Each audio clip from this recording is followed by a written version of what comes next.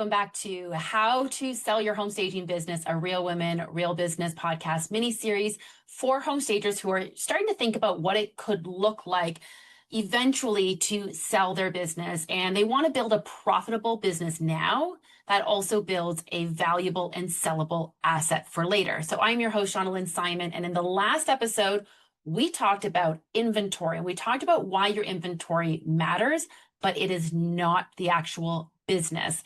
Inventory supports value when it helps the business to produce revenue in a clear and organized, transferable way. But a warehouse full of furniture on its own is not the same as a sellable business, and it does not contribute to the listing price of your business the way that you might think that it does, nor does your annual revenue that you're bringing in. So if you haven't listened to that episode, I highly recommend you go back and listen to that first. This is part 5 today. We've got 4 other parts to this series that we've already recorded that you can go back and listen to. And all of the information in those, each one adds on to the next. So if you haven't listened to some of those previous episodes, please go back and do that before listening to today's episode, because today we're going one layer deeper. Because once a buyer now understands what assets are included in the business, the next question they're going to have is, can this business actually continue without the current owner holding the entire thing together? Now, don't get me wrong, when it comes to selling a business, there's always going to be some uncertainty on both the buyer and the seller's end regarding whether or not the clients will actually transfer over. And that's a whole other episode in itself that we're not going to get into in this mini series. But the reality is, though, that if you do the right transition plan, if you do the right introductions the right way, those relationships, majority of them will carry over. Some will drop off. That is understandable, but majority of them should carry over when done properly. But that's not what we're talking about here. So it's not about whether or not this can carry on without the relationships that the business owner has. It's whether or not the business can carry on without the brain, the mind, the headspace of the actual current owner. What is in your head? Are you currently holding everything together for your business? Does the whole thing break down essentially if you're not there? So this brings us to our systems, operations, our team, and therefore our transferability. Now, before your eyes glaze over at the word systems, I get it. Stay with me here, okay? Because I'm not about to tell you that you need to create a 400-page operations manual, nor am I going to say that you need to have detailed documentation of every single standard operating procedure, also known as an SOP. I am not here to shame you because your processes are all not perfectly documented. And I'm definitely not saying that we need to turn your staging business into some cold corporate machine where every decision is automated, where every communication is automated, and nobody is basically allowed to have a personality. That's not the case. The goal is to have transferability. And a transferable business is one that can be understood, can be operated, and continued by someone else without needing everything that currently lives inside of your head. That is the key. A sellable business does not necessarily have to run without you, but it does need to be able to run without your memory. I've heard this from numerous stagers that have said, I'm the main operator in my business. I still do a lot of the things, and they feel like someone's not going to want to actually purchase their business because of that. And that's simply not true. You got into the business with the goal of being the operator of your business, correct? Therefore, someone else may be interested in doing the same thing. You do not need to have a team to be sellable. Let me be very clear on this. It does not matter if you are the only employee in your business. You can still have a sellable business. There are buyers who want that day-to-day staging. They want to be doing that. They don't want necessarily navigate, though, the startup challenges of creating a business, a brand, and a reputation from square one. They want to step into something that has already been built and established. So sometimes they may be new to the industry. Other times they've been working in someone else's staging business and they want to branch out on their own. But again, they don't want to start from zero. So they want something that's already been built. So if you are still doing the consults, if you are still handling the quoting, you're still making majority of the design decisions and managing your client relationships, and you're still involved in the actual staging element, that's fine. You've still got a sellable business. That's considered an owner-operated business, and it is sellable. In fact, many small businesses, staging or not, that sell, like these are owner operated businesses. The owner may still be involved in sales, design, quality control, operations, client relationships, or team leadership. That is not automatically an issue or a problem per se. The problem is when the business cannot function without the specific owner's memory, their instinct, and their constant involvement. And don't get me wrong, I know instinct can be a difficult thing to teach, but it is something that can be documented. You have your instincts, but you also have a certain process that you follow. So there's a big difference between the owner has a defined role in the business as the owner operator, and there are certain specific tasks that the owner is responsible for, versus no one knows how anything works unless the owner is there. And that second one is where buyers get really nervous, because if the pricing logic just lives in your head, if the client communication style lives only in your instincts, if the team only knows what to do because you text them throughout the day, if the warehouse works only because you are the only one who knows where everything is, if the agent relationships only exist because of you personally, if no one else knows how you decide what jobs to take, what to charge, what to say, who to call, what to fix, or what to prioritize, then a buyer is not just buying a business, they're buying this guessing game. And buyers don't like guessing games. They're going to price for uncertainty, which means that they're going to lowball their offer to you. They're going to negotiate around uncertainty, and they're going to ask for a lot more transition support because of that uncertainty. So the lower offers that they're going to come in are going to also require more from you in terms of transition. So why not do that work before you're transitioning? Because not only will this make it easier to transition, to actually like find a buyer and sell it, to be able to transition it to the next buyer, but it's also going to make it easier for you to run it on a day-to-day basis right now. If you don't do all of these things, if you don't create these systems and have some operations in place, essentially buyers are more likely to walk away because they just can't see how the business is going to be able to continue after you leave. So that's where this transferability part comes in. So you don't need to remove yourself completely, but the knowledge that makes the business work needs to live somewhere other than inside your brain. So let's talk about systems for a second, because I know most business owners that I talk to say something along the lines of like, I don't really have any systems. And I'm going to push back on that, because honestly, I don't usually believe them. I think a lot of them mean when they say I don't really have systems is I don't have everything written down, or I don't have anything written down for that matter. Those are not the same things. You do have systems. If your business has been operating for any length of time, you have repeated ways that you like to do things. You have a way that leads come in. You have a way that consults get booked. You have a way that you quote, a way you choose your inventory, schedule your staging days, communicate with your agents and your homeowners, handle those panicked clients who need a little extra hand holding, how you deal with damaged inventory, whether you're repairing it, replacing it, donating it, how you decide who gets priority. If you've got 3 people who all need the same install date, how do you manage and navigate that scheduling? You've got a way that you solve problems, whether it's from the house not being ready, or the mover is late, the client forgot to remove that giant sectional they told you they were going to get rid of, or simply that the key code does not work and everyone is standing on the porch, just pretend to be calm, maybe holding a chair or two, waiting to get into the house. All of this, all those things, that is a process.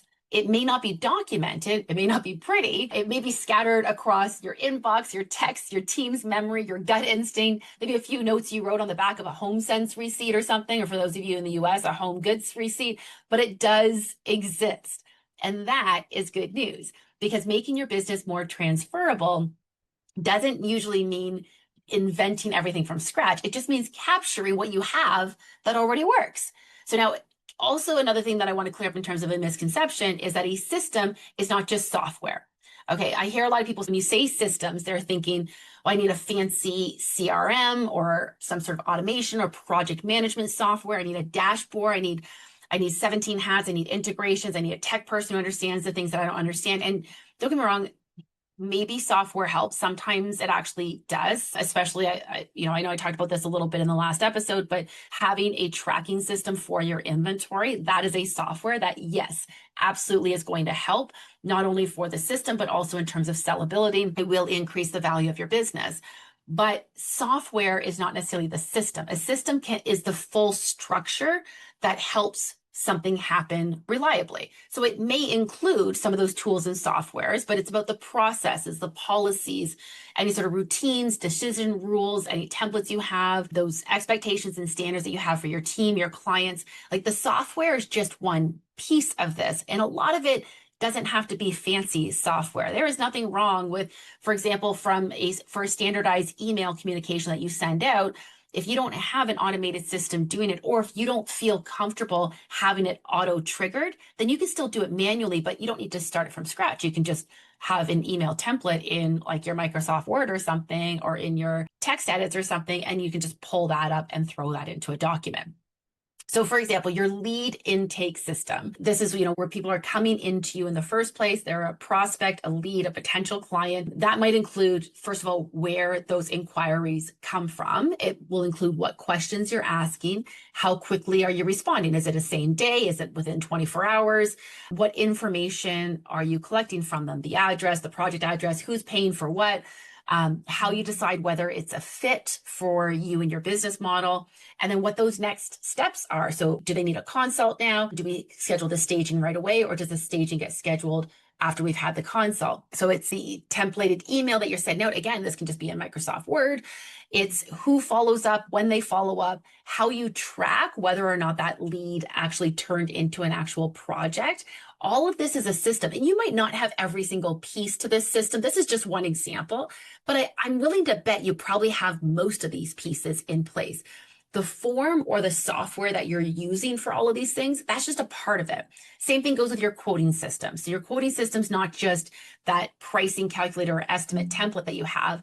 It includes how you assess the scope, how you calculate your labor, how you account for inventory, how you handle delivery, how you consider rush timelines, how you decide when to add fees, and how you communicate that price. Is it in a Canva proposal template? Is it in a Microsoft Word document? Does it go out through QuickBooks?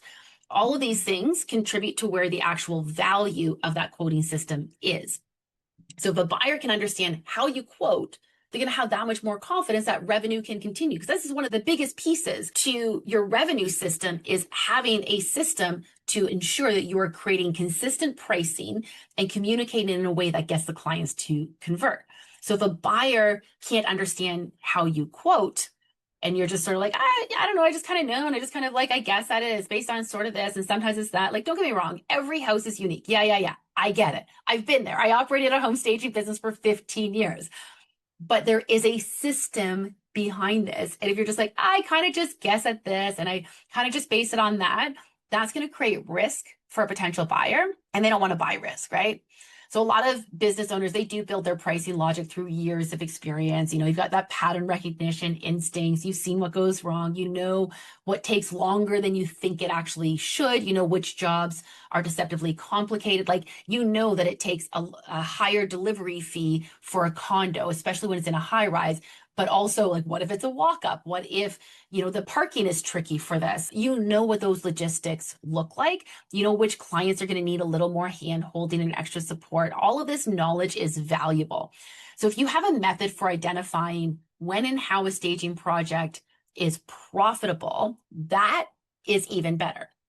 Now, a small little side note here, if you're thinking that you need a better pricing system as I'm talking about all of this, be sure to check out our Staging for Profit course. Go to slsacademy.com/profit. It includes our industry-specific pricing calculator. It was the first of its kind in the industry to be introduced, and the course walks you through everything you need to know about not only calculating your pricing, but how to use value drivers in order to position yourself and create the offers that clients are going to want to pay money for. So it's not just about pricing, it's also about your whole positioning and offer strategy. Anyway, okay, moving back on to this particular podcast episode. So all of this, your quoting system, your inventory system, how you handle all of those systems, they only become transferable when someone else can learn it. Okay, so that's where that shift comes in. Your experience has to become visible in some way. So again, as I mentioned earlier, you do not need to document every single thing in your business. We're not going to create a 400-page manual here. So please do not listen to this episode and decide you're going to go spend the next 6 months just writing SOPs for every single task, from answering the phone to ordering paper clips. That's not strategic. It's not profitable for that matter, and it is certainly not necessary. From a buyer's perspective, not all systems are going to matter equally. Some systems create more confidence than others do. So the systems that usually matter most are anything that's tied to your revenue, your delivery, your client experience, reducing risk, and continuity. So for a staging business, that might include things like your lead intake system, your consult booking system, your proposal and pricing process, inventory selection, your staging day logistics and process, your D-stage logistics and process, your client communication, your agent relationship management, how your warehouse flows, your inventory tracking, even your vendor and contractor relationships. It might include your team roles and responsibilities, how you handle billings and collections, and how you resolve any problems or issues that might come up. Now, the key to doing this successfully is don't try to do it all at once. Here's how you're going to start. You're going to start by simply compiling a list of the things that need to be documented. When you find yourself doing something repeatable, just throw it onto a list. Don't worry about documenting everything right away. Just throw it onto a list. Because if you can see where the business is too dependent on you, you can start reducing some of that dependence. So the next thing you're going to do is you're going to capture it. Once you've got that list, you can kind of identify, well, which ones of these are going to be the most important to capture sooner than later. And then capturing it can be as simple as a screen share video. It can be an audio note. The point is that you want to create a list first of all the tasks that you have that should be documented, then prioritize them based on what's most important. So you can start working through those ones that are more key and critical. And this helps you whether or not you sell your business. And this is one of the reasons why I love looking at a business through this sell-ready lens, through the buyer's lens, because even if you never sell, having this level of transferability in your business is going to give you more freedom day to day. If your team understands the process, they're going to ask you fewer questions. If your quoting logic becomes clearer, you make fewer emotional pricing decisions because now you're pricing for profit. If your client communication is templated, you spend less time reinventing the same email or thinking about what you need to say. If your warehouse is organized, your staging days and your D-stage days are going to run that much smoother. So you can see how this is not just good for a future buyer, it's also good for you. Even, let me be really clear on this one, even if it's just you in the business. I create SOPs for pretty much everything that I do, even if I'm the only one doing it. And I do this for a couple of reasons. One is that honestly, I just don't like thinking about things twice. So for example, when I work with my coaching clients, I have a checklist that I go through when I finish a call with them. So I make sure I don't miss any steps in there. And sometimes they're a bit more detailed than others, but other times, they're just a little bit of a checklist, just some bullet points. And sometimes a system can start as something as simple as that. Doesn't need to be fully documented, but it does need to have some sort of system in place to it or some sort of process in place that's been documented. I don't like thinking about things twice, and having processes documented also just frees up my head from having to carry this. I hate the idea of trying to tap into my memory and say, where is that? How do I normally do this? Especially if it's a task that I only do once a month, once a quarter, or worse yet, even once a year. So then when I'm ready to pass something off to someone else, though, it's pretty much ready to go. Or if I'm going to be out of the office for a period of time, I know that my team has the tools to get things done if they need to. And this is where your team and your contractor relationships also work into the conversation. Because if you have employees or movers or admin support, warehouse help, stylists, bookkeepers, whether they're on your payroll or not, your photographers, people who do repairs, other contractors that are just involved in the business. A buyer wants to understand how those people support the equation. And we don't need some sort of complicated organization chart, just a clear picture of who helps run the business, who handles what, who communicates with what clients, who supports staging days, who knows the warehouse, who helps with admin, billing, scheduling, follow-up. All of these things can be a real asset, especially if those relationships can continue after the sale. A reliable mover who understands the process and where everything goes in your warehouse, that's gold.